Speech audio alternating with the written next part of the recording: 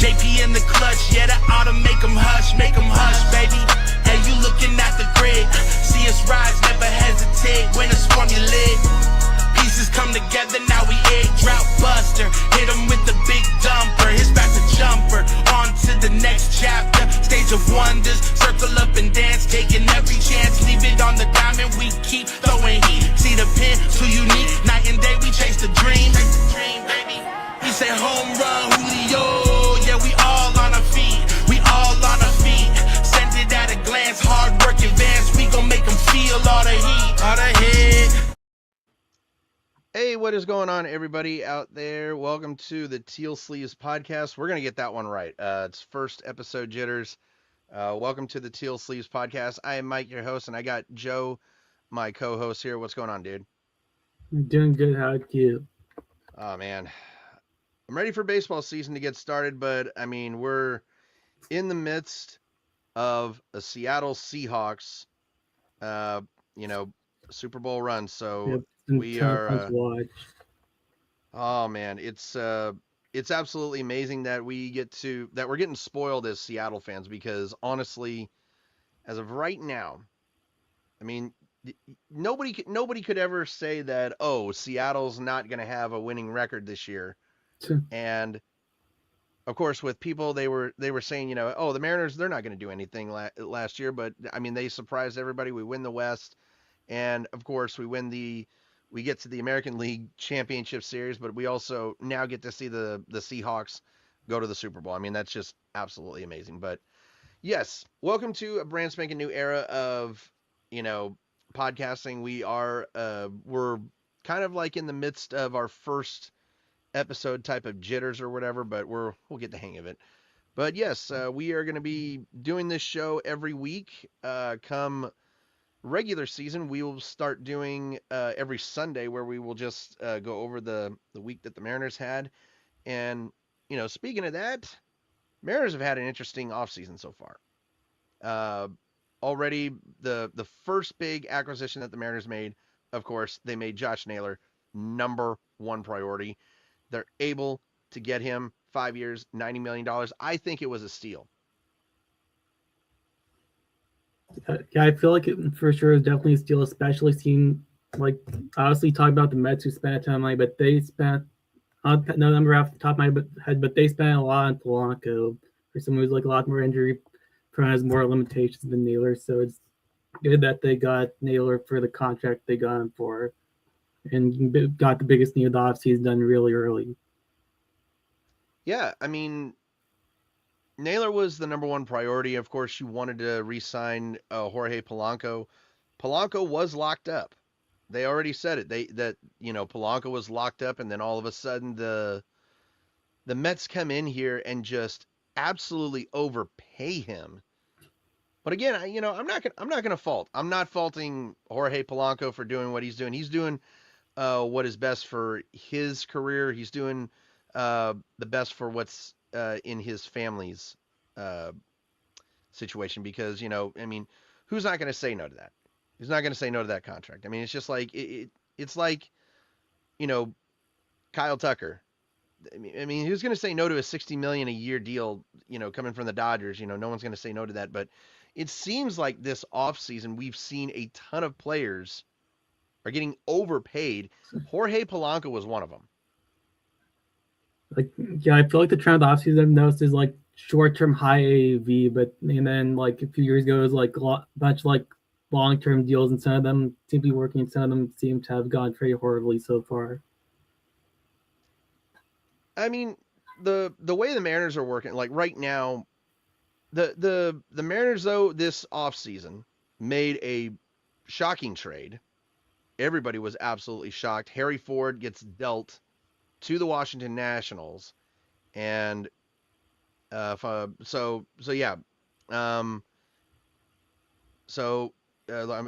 sorry, I'm looking at it right here. So yeah, they trade. There we go. They trade Harry Ford for Jose Ferreira. Really good lefty out of the bullpen. I think that was actually not a bad trade, but I don't know. I might have been thinking that the Mariners really could have used Harry Ford in a different trade. And I'm kind of like blanking on the trade that I was thinking of, but it's just like in this situation, you got your lefty, that you needed. Taylor Saucedo, he elected for free agency.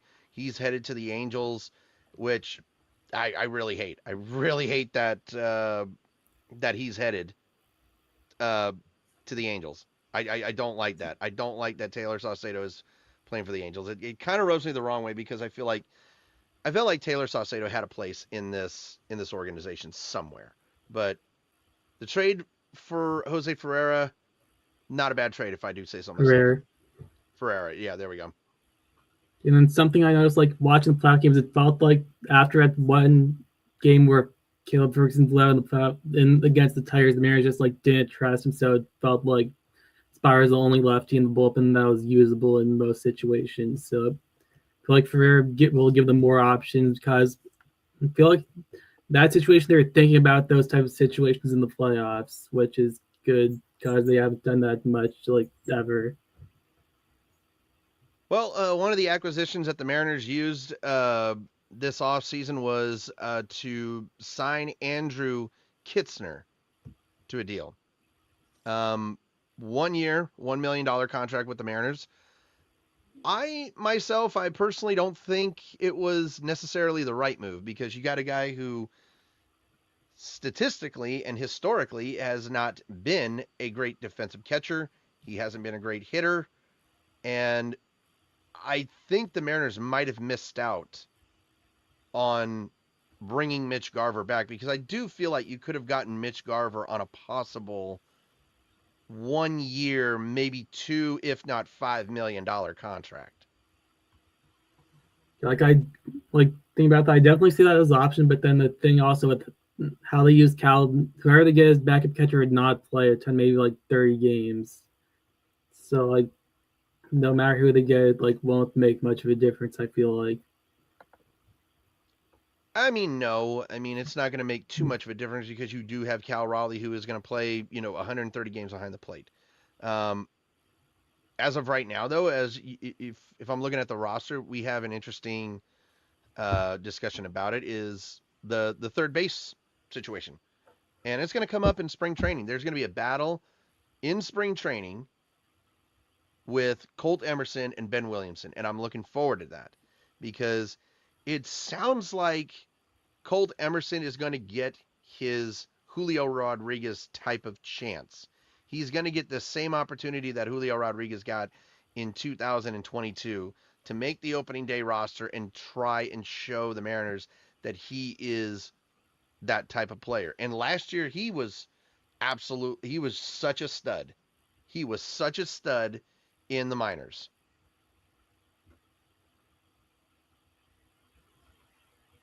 And yeah, and it's I don't know, like last year when Eugenio Suarez was acquired, I was a fan of it and I wasn't a fan of it because I knew Ben Williamson would not get I knew he would not get time to even play. And look, right now, Eugenio Suarez, he's still a free agent. He is still a free agent, and I kind of have a feeling the Mariners are going to get him. But I feel like if the Mariners do get him, you put him as a designated hitter and as a backup third baseman. Because I don't think there's any spot for him to be a starting third baseman because I do feel like Colt Emerson and Ben Williamson provide you better defense. I definitely see it. And something I noticed, like with the Mariners, they brought in like some pile arms who are ground ball pitchers. So I'm wondering if that means they're gonna have like Ben Williamson or Cole Emerson played third base a lot. And also like Suarez, like I didn't think about much like in the start of the offseason, but around now, like bringing him back feels more like a good move because on Fangraphs, if you look at their lineup, it's so top heavy. Like it has Canzone hitting fifth, which I feel like he should be hitting like seventh. Yeah, I mean, like if we go ahead and look at the lineup right now, if you add a Eugenio Suarez, you're probably going to hit him sixth, if not seventh, if you sign him. But you're looking at a possible, Julio Rodriguez could be leading off.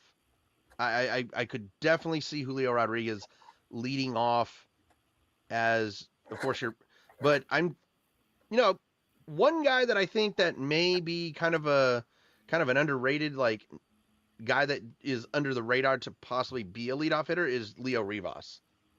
But I know that Leo Rivas is not going to get any playing time. I feel like And that more depends on what like happens with Cole Emerson and like how they go about the bench because like Leo Rivas definitely has like some value, but with infield they could have, it might be harder to get him in certain situations. oh, hands down, I feel like Leo Rivas is definitely going to be that utility guy that the Mariners are going to rely on. He's probably going to be your infielding uh, utility guy that you can rely on. But one guy that the Mariners went out and got that I love. I love this signing, and I don't care what anybody says. Signing Rob Refschneider to a 1-year deal, that's a steal because he is a lefty specialist. If you go down his stats, he absolutely crushes lefties. But in the past, the Mariners have gone out and got lefty specialists like AJ Pollock. Mitch Garver was supposed to be a lefty specialist, but I have a lot of faith in Rob Refschneider at this point. Yeah, I feel like it's like a very underrated acquisition because like I haven't known much about him, but I've seen like stuff online how the Red Sox fans seem very mad that he didn't come back to them. So that's a good sign for us and what he could do for the team this year. Hands down. Hands down. I mean, if we're gonna, so I just got a text message. So we will not be joined by Denard Span, unfortunately, during this podcast. So that is unfortunate. I'll let him know about the other days that we're going to be available. So sorry to anybody who was expecting Denard Span, but it's unfortunate. He's got a lot on his plate. He does baseball practice with his kids, so he's a dad. But one of my all-time favorite one-time stint Mariners. If we look at the roster right now, and I think this is funny because you have a guy, I don't know. I think right now, if you look at the lineup, you're seeing Julio Rodriguez lead off. You're going to see Julio Rodriguez probably be your leadoff hitter. You're going to have Cal Raleigh hit right behind him. And I mean, that's an incredible 1-2 punch. That's an incredible 1-2 punch. You're going to have Josh Naylor hit third. Maybe Randy Arozarena is going to be hitting fourth, which is not a bad start, if you ask me. And if you bring back Eugenio Suarez, he's hitting sixth. That means that you've got Victor Robles possibly rounding out, and you will have you'll have Cole Young, and then you'll have Ben Williamson. So that's not a bad lineup, to be truthfully honest. I feel like that is a good combination of not just speed, but also contact. Yeah, like the team lineup, it's not like completely terrible, but it does feel like you are banking on a lot of young players to like meet their expectations. And then if they don't, it's kind of hard to like gather things to work. Yeah, that's the only thing that I'm concerned about is the ability that these young guys can actually hit. That's the only thing that I'm worried about is, can these guys come up big? Can they come up? Because I watched what Cole Young did, and I watched his struggles. And it wasn't fun watching those struggles. The last month that he actually really played, he did not perform at all. Cole Young was not there when the Mariners needed him, and when he first got called up, though, he was making solid contact. He got really, really bad breaks. He had an absolute, if you ask me, I think he was one of the most unluckiest players that you ever saw because he was making solid contact, but he just was not coming up with the hits that he needed. And I'm going to pull it up right now here on Baseball Reference. I need to pull up the splits of 2025. So let's see the batting splits. So here we go. The last 28 days for Cole Young, he played in 11 games. So that's not really that much of a. Oh, okay, here we go. This is the one that I was wanting to talk about. So August and September and October, he played a total of 32 games, had a total of 95 plate appearances, and batted 179 in August and 048 in September and October. That's not good. Cole Young has got to step it up, and I think he was pressured. I think he was putting too much pressure on himself. I think he was. I don't want to say that he was definitely feeling that Jared Kelenic type of pressure, though. Yeah, for sure not. Definitely feels a lot more humble than Kelenic, and I trust him more to figure stuff out than I ever did with Kelenic when he was here. Yeah, and speaking of Jared Kelenic, he is getting another chance this time with the Chicago White Sox. I feel like that's actually a good landing spot for him. Despite what Mariner Nation thinks, I wish him nothing but the best. Like he was such a highly talented player, and just absolutely was just one of the biggest busts that we've ever seen. I feel like the White Sox do give him an opportunity to play, especially since they're not necessarily trying to make the playoffs this year. So unlike when he was with the Mariners, where they were trying to make the playoffs, and they've done a lot of patience with guys at this point and with where they are. Yeah, and this kind of takes the pressure off Kelenic too, because it doesn't necessarily say, hey, you got to go out and you got to be the hero because we're going to make a playoff push. The last season that he was with the Mariners, absolutely he turned it around. He did turn it around, whether people want to admit it or not. But yet that one mistake of breaking his foot, losing his temper, and kicking that cooler cost this team. And I feel like if Kelenic would have been in the lineup that year, we might have actually had a slightly better chance at making the playoffs in 2024. Or was that 23? Oh, no, it was 23. Sorry, it was 2023. My fault. But I mean, 2025 was such an incredible ride, and it had its highs, it had its lows, and I think one of the lowest points that we got to was during that East Coast trip with both the Phillies and the Mets series, and the Rays, because it was so unorthodox that the Mariners at that point, they were sitting well. They were sitting well in the standings, and then all of a sudden, things just started to just slowly come apart. And I know what every Mariner fan was thinking. They were thinking, "Oh, here we go again." And I was starting to feel it as well, because August 8th. You sweep the series against the Tampa Bay Rays at home. Then you go on the road. You lose the series to Baltimore. You lose the series to the Mets. You get swept by the Phillies. But then all of a sudden, it's win, lose, win, lose, win, lose. And then, of course, come September, that short 4-game losing streak to start the month. Tampa Bay, we absolutely get trounced by the Rays. But then in the next 2 games against the Atlanta Braves, I mean, wow. 10-2, 18-2, we sweep the Cardinals. I mean, the Mariners went on a tear at the end of this season. And let's see, it was 1, 2, 3, 4, 5, 6, 7, 8, 9, 10, 11, 12, 13, 14, 15, 16, 17. 17 of the last 18 games before the Dodger series, all wins. And that is exactly what this team is capable of this year.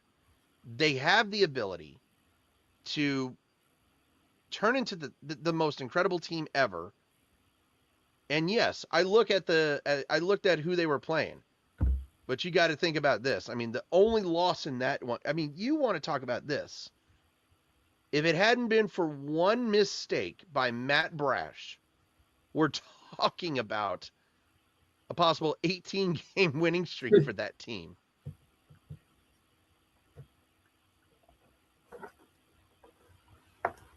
I feel like that was definitely what carried the team like into the playoffs. Like once, I feel like after that one homestand where they beat the Cardinals Angels, I felt very confident that they're gonna get into the playoffs. And then the Astros series kind of like put the cherry on top of that run. Oh my gosh, that Houston series was amazing. And of course, people, I think this. I think if the Mariners do win that series against the Blue Jays, I don't think the Dodgers win that series. I don't think the Dodgers win the World Series. And I think it's funny because after the World Series, or when we lost, Dodger fans were all they just for some reason decided to start smack talking us, and it's just like you went into a series where neither team cared if they won or lost. Neither team was worried about their place in the standings. They had their division wrapped up. They had the postseason wrapped up. None of those teams cared. It was a throwaway series. But I strongly believe that if the Mariners would have gotten those final 8 outs in the American League Championship Series, we could have actually won the World Series. I truly believe it. For sure. Cause like at that time, like felt like a lot was going right for them. Like at home, they did have a few ugly games, but how they were playing, they definitely could have taken the Dodgers 7 games and won it for sure. Definitely in 7 games. Getting back onto the playoffs, though, the Mariners, of course, making the playoffs. I mean, they take the Tigers to 5 games. Should have never gone to 5 games, if you ask me. Should have never gone to 5 games. I think the first game you should have definitely won. Yeah, I was at the first game that kind of felt like a gut punch going to extra innings, and then just getting that Tigers getting that one hit up the middle that drove in the run. From now on, just hit Kerry Carpenter in the head. Also, that was the game where where Julio kind of like played well, then like the rest of the lineup was like, oh, for whatever. It just didn't look fun to watch at all. And, the thing about it is that, the offense does get its criticism from time to time, but the offense in the entire postseason played so well. Game 2, you have the most unlikeliest hitter come up in Leo Rivas, hit the biggest double of his life. Game 5. Oh no, it was Game 5. Sorry, it was Game 5. My fault. Yeah, just the biggest double ever. And of course Jorge Polanco with the walk-off in the 15th inning. That right there, that sent the entire city of Seattle into bedlam with one hit. The first championship series in 24 years. And I'm going to say this right now. The Mariners let the American League Championship slip away. They let it slip away because games 1 and 2, you made a statement. You made the statement that this is our time. We are here. We are ready for the World Series. And you go home for 3 games. All you need is 2 wins. You are behind. You have the home crowd behind you. And you could not finish it. How would it have been? How would it have been if we were talking about the Seattle Mariners beating the Blue Jays at home? I knew we weren't going to sweep them. I knew we were not going to sweep the Blue Jays. But at least you could have gotten 2 wins. And the pitching in those first 2 games for the Mariners absolutely went. The pitching disappeared. The lineup disappeared. And when the series got tied, I started thinking in my head, this is where it's going to end. And all of a sudden, Game 5, Edgar Martinez, he had the most incredible grand slam in Mariners history.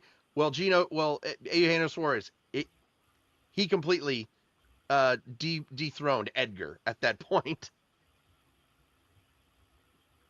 I feel like that was definitely like one of like the loudest moments that any Seattle crowd has experienced, just because like the impact of That's where it feels like feels like there's a chance where you would get swept at home and then have to go win 2 games to Toronto, and then instead he saves everyone and then makes it so you could win 1 game in Toronto, which unfortunately didn't happen. Yeah, we go to Toronto, we win Game 6, and of course, we lose Game 6, and, Game 7. And the Mariners had everything under control. They had it under control, and, man, that decision to bring Bizardo in instead of Munoz, I still believe that if they would have brought in Munoz, I feel like maybe we're talking about a different American League championship. Yeah, for sure. I remember saying this like immediately after the game. I felt like in that game, Dan Wilson managed it like a normal regular season game, except he used 2 pitchers to get to the 7th inning. Cause like in a regular season game, like I feel like that's an okay decision to do, but then in the playoffs, it does matter. Your highest leverage outs might come in the 7th inning, so you got to throw your best reliever out there. Because there's a decent chance Springer might not come up again, and then that's something you don't have to worry about later. Exactly. I mean, and of course we all know what happened. George Springer, big home run, ends everything.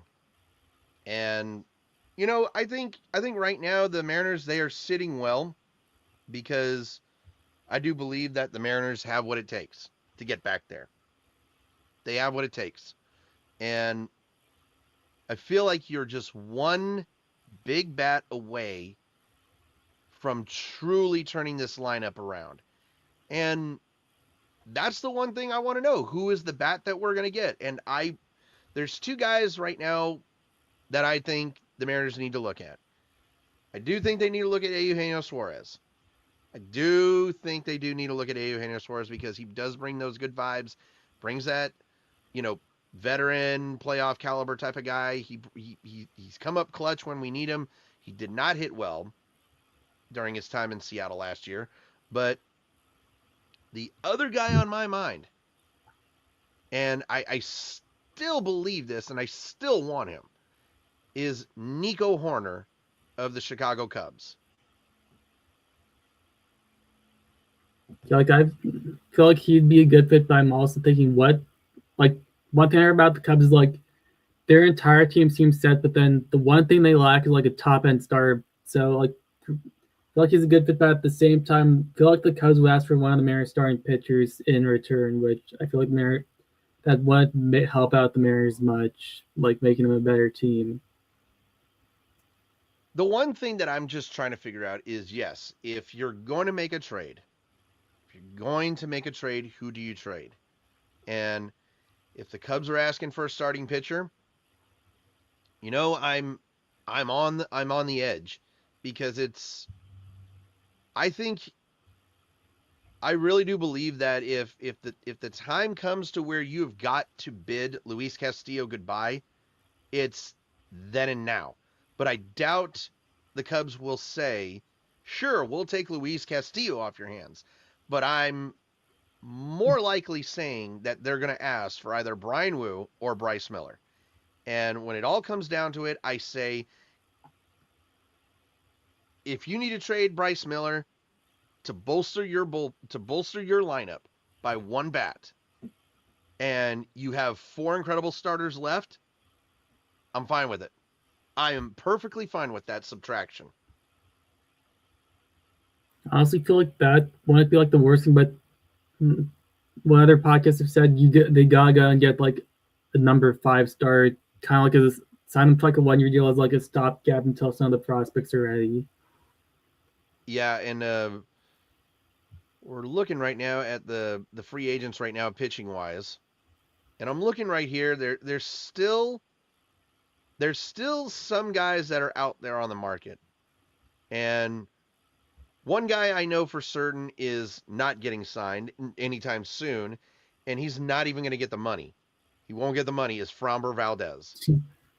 Framber Valdez, I'm saying it right now. I think Framber Valdez with one selfish move cost himself hundreds of millions of dollars. And right now, on the free agent market, I'm looking at it right here. Let me pull it up right here. Here we go. I got the free agents right here. We have, oh my gosh. Here we go. I got to get the 2026 pictures. Here we go. So I'm still going down the list, and I do know this. I do know that Jack Flaherty is still available, which I don't think it's a necessarily good option, but I don't know. Like, there's two guys that are available right now, but they're both injury risks and they're both question marks if you decide to trade one of your pitchers. It's Justin Verlander and Max Scherzer. And I just don't think neither one of them are a fit for this ball club. Yeah, I could agree. Also, I feel like the Mariners, I feel like how much would they even ask for? Because like I've never seen the Mariners like go after like an older starter, especially like this front office that they currently have. Yeah. All right, here we go. So I'm looking at the story that just came out with the top free agents that are still available on the market, and this is from USA Today. Okay. Zach Gallen. Seen Zach Gallen's available. Zach Gallen is available, but the problem is that how much is he asking for? How much is he going to ask for? But last year he led the National League in WHIP with a 0.91. He didn't necessarily post a great season last year. Looking at it right here, posted a 13-15 record, 4.83 ERA, a 1 WAR. So I think necessarily if you're the Mariners and you want to trade a starter for Nico Horner, and Zach Gallen is going to hear you out and say, okay, how about this? We'll give you a 2 to 3 year option with an opt-out out of the first year. You're going to make this much money. And I think if you can offer Zach Gallen between $9.5 and $11.5 million, maybe he takes that deal. For sure. And then going back to the second base, and Shane talks a little, going back to the second baseman thing, like, not like so many people have saying the Mariners should get Brandon Donovan. I feel like he'd be a better fit just because the Cardinals aren't like in win now mode, so they'd ask for prospects back. But then also, like, since it's January 20th and he's still on the Cardinals, how much are they even asking for in return? One other guy that is available that I actually think maybe he is actually a really great fit for the Mariners, despite his age. And I think Chris Bassett could be on the Mariners' radar if you trade. I feel like that too. If you trade for him, or if you trade for Nico Horner and you get Chris Bassett, I think that's actually a great. That it's a great subtraction. It's a bad subtraction, but it's a great addition.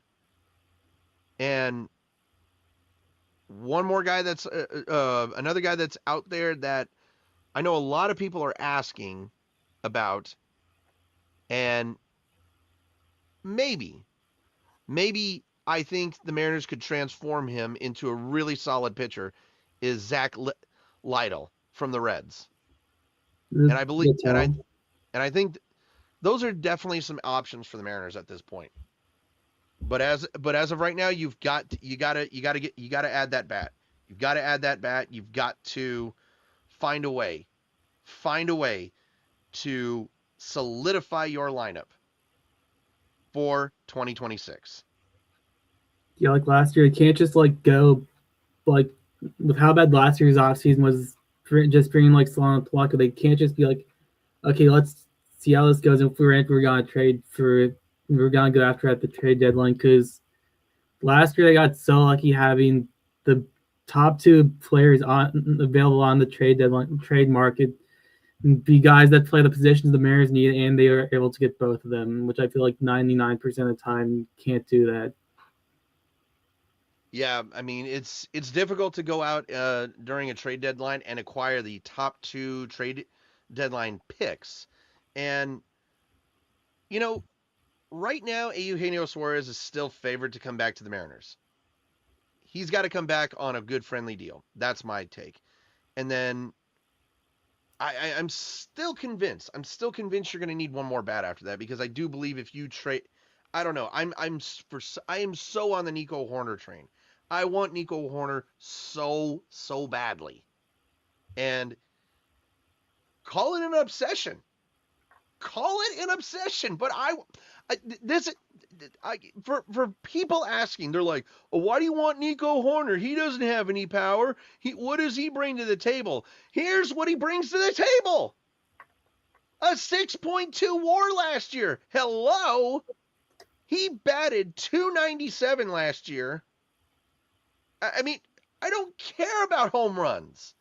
I don't care about home runs. Nico Horner has got the bat. He can hit for average. I'm telling you this. Having a guy like Nico Horner, even if he hits 280, his bat and his glove at T-Mobile Park with that lineup, I think you would find. I think that's your leadoff hitter then, because you could have Nico Horner at the top. Then you have Julio Rodriguez at batting second to back up Cal Raleigh. And look at this. Oh, Nico Horner's on second base or third base. Julio Rodriguez is at first. Here comes Big Dumper. One pitch, 3-0. That's why I want Nico Horner, because he adds something. And also one thing I like about thinking about getting Horner and Donovan is since they're contact hitters, you don't have to worry much about a ballpark fit like you have to with someone like Gino. Because like as long as they can put the ball in play and like get on base, they're gonna be fine no matter where they are. Oh, hands down. And I think this is funny because again, I want to go down Nico Horner's stats as the Cubs. So here it is. He put up an 0.3 WAR in 20 games in 2019. 2020 in 48 games, he played almost the entire COVID season. Put up a .08 WAR. 2021 played 4 less games. Put up a 1.2 WAR. The following season, 4.2 WAR in 135 games. Next season, 150 games, 5.5 WAR. Last year, he actually digressed a little bit at a 3.7 WAR in 151 games. Last year, 156 games, 6.2 WAR. I'm just headstrong on wanting Nico Horner on this team. And I do believe if the Mariners do trade for him, that is going to push you. That will push you to become a true threat in the American League again. And looking at stats, he does look like he's been pretty consistent, which I feel like been like just talking about the past few years. I feel like the Mariners have maybe like gone after players that have had one good season they stand for workout. I feel like seeing like someone that's more consistent is a little bit of a safety net for going after players, especially in trades. Oh yeah, hands down. One thing that is going to coming into the 2026 season for the Mariners is this, and I just wish that it hadn't happened. The Mariners don't have Christopher Negron. They don't have, like, losing Christopher Negron to me was a huge loss in the coaching department. As of right now, you got Manny Acta as bench coach. You got Fleming Baez as bullpen coach. Danny Farquhar as the assistant pitching coach. Perry Hill, he's going to continue to be the infield coach. He's an incredible infield coach. Austin Nola, he's got your bullpen coach. The two guys that I'm truly thankful that we held on to this past year is Pete Woodworth and Eric Young Jr. Eric Young Jr., when he came back to this coaching staff, that was a must-need. And it was another must-need to keep Pete Woodworth on this coaching staff. You could not afford to lose him. 1 second.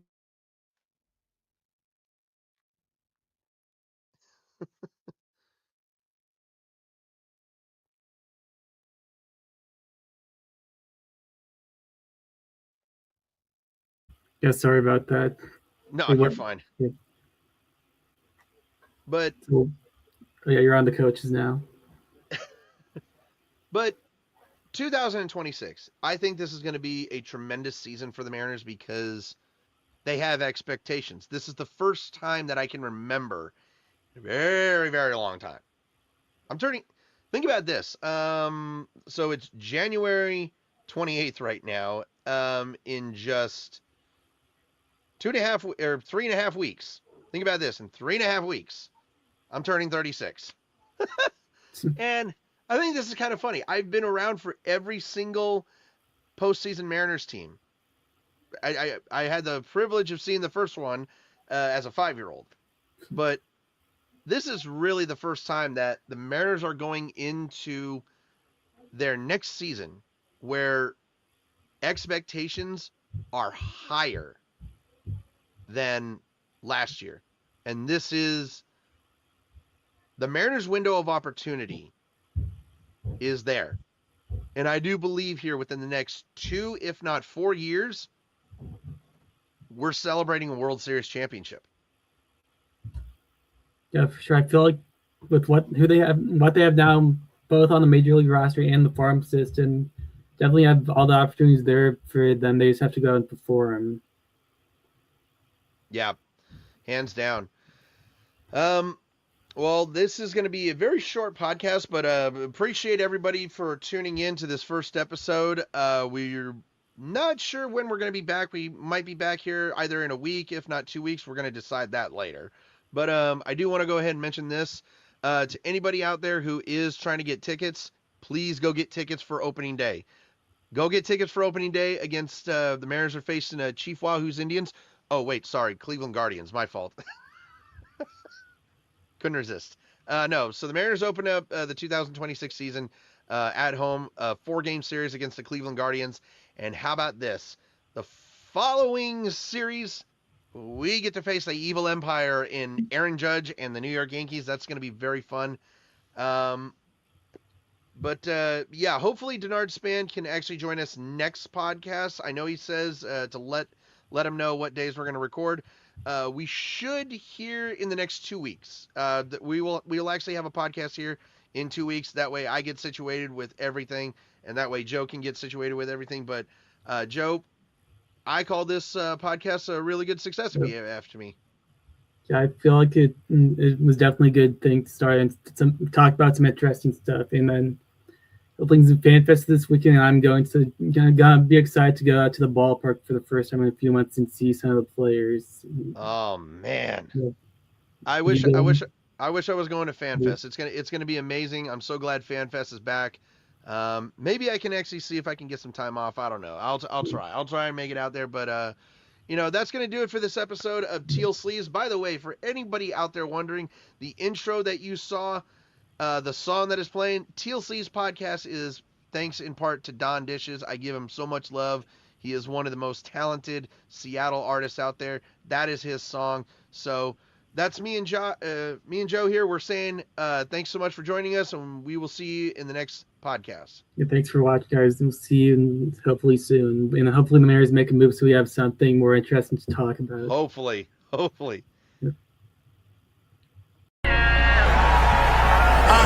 Yeah, hey, been a minute, holla my oh my. Hungry as we wait, take it to the plate. Pimp it like Gino, make them see though. JP in the clutch, yeah, that ought to make them hush, baby.